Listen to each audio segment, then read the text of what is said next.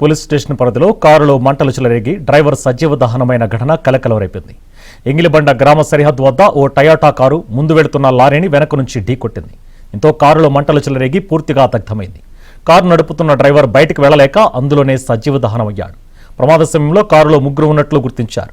వీరు డీజిల్ దొంగతనాలకు పాల్పడే ముఠాగా పోలీసులు అనుమానిస్తున్నారు.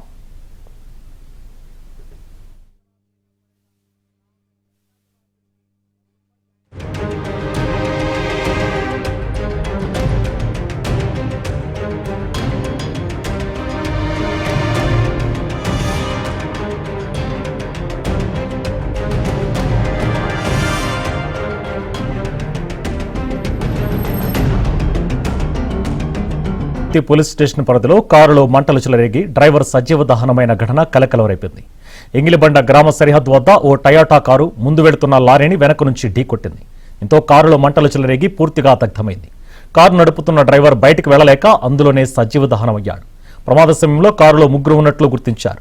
వీరు డీజిల్ దొంగతనాలకు పాల్పడే ముఠాగా పోలీసులు అనుమానిస్తున్నారు.